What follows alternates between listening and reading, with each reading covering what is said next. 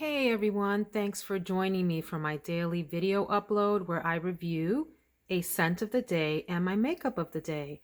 I'm getting started super late today. It's a Sunday and it's almost, let's see, is it 1:30 yet? Something like that. So we haven't gotten a whole lot accomplished today. We made 10 tons of pancakes for the kids. I say for the kids, but we enjoyed them as well. They had chocolate chips, and my husband puts cinnamon and vanilla in his pancake batter mixture, and it is just to die for. And some eggs and bacon. So our bellies are full, and we've just been hanging around doing laundry and other things. I think it's just going to be that kind of day where I do some chores around the house and also have a little bit of work to do, some documents to take care of, and some of the to-do items that I don't get to do during the week because we are in back-to-back video conferencing. So I think for today, I'm going to keep my scent of the day really simple and my makeup as well. In fact, so simple you might be surprised. So let's check it out. You know, it's interesting in our world that's driven by consumerism, and there's constantly new products coming out, new fragrances, new makeup, new shoes, new bags, new clothing, new this, new that, new skincare. We're always kind of chasing that new thing, that new high that you get from a brand new product, getting your nose on a new fragrance and falling in love with it, finding a new makeup product that really works for you. Sometimes we forget to go back and try out some of our favorites, the ones that have been old faithfuls there for a long time. So today I'd like to go to one that is in that category.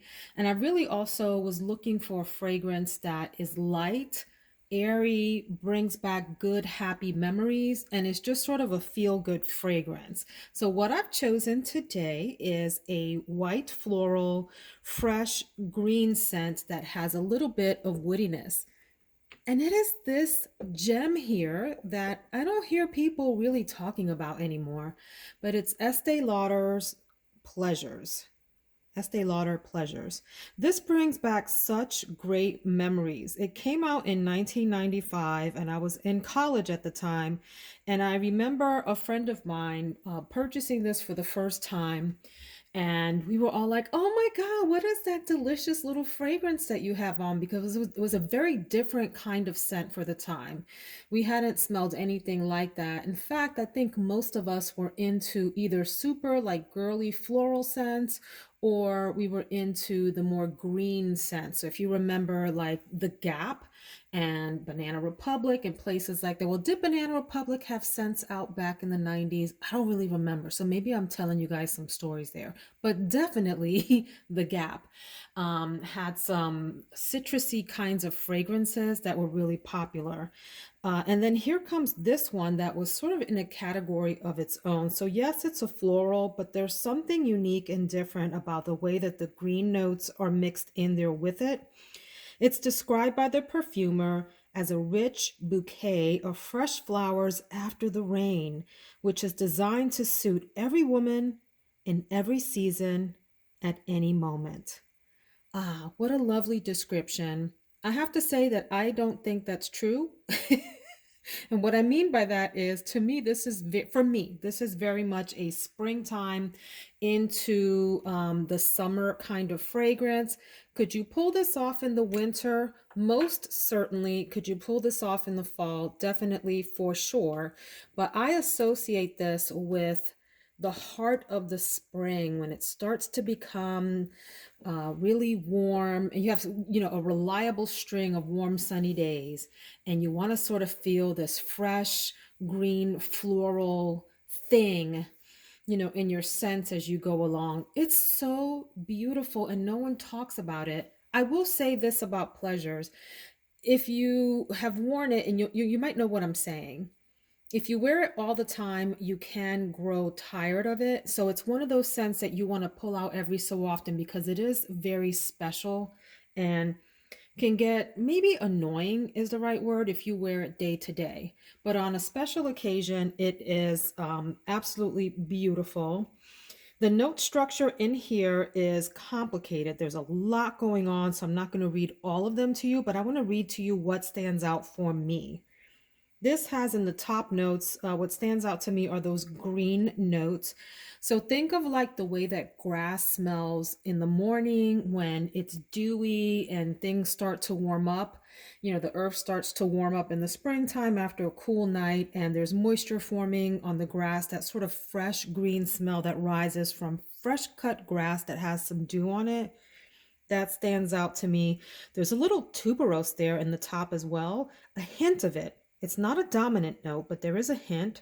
There's some berries in there. Pink pepper stands out to me, and a little hint of violet. The violet and the green notes with that sort of background in the distance tuberose really combine for this light green, fresh scent at the top. In the middle notes, what stands out to me, and there's so many going on here, but I would say the peony with the rose and the lily and a little bit of jasmine come through. In the base notes, you have musk, cedar, sandalwood, and patchouli. I think this is a classic scent that people should talk about more. It deserves more attention because in a world where there are so many scents that tend to sort of fall into the same category and don't have, a personality that stands out, this one has its own character. It's unique. It's like the Punky Brewster or the Cyndi Lauper of the the 90s fragrances, in that it had its own personality. Maybe those weren't the right personalities to describe it, since those tend to be associated with being really quirky. There is something a little quirky about Pleasures, but maybe not quite as extreme as those personalities might indicate. It is one of those scents that works well in multiple settings. It can work well in like an office setting or something sterile like that, maybe even a medical office or whatever, if you go in light with it. And it's great for sort of an everyday scent, and it's great for an early evening scent. I would not think of Pleasures as like a formal occasion scent. It's not that, because it has a lightness to it that doesn't lend itself to really formal occasions, in my opinion. Great weekend scent. Great signature scent. I have a good girlfriend of mine now who is in her late 70s, actually, and she pulls this off so beautifully. We'll go out to lunch and whatever, and I give her a hug, and I'm like, oh, you're wearing Pleasures. And it just floods me with fantastic memories of my days in college where my friends wore this. And I just wish people talked about it more.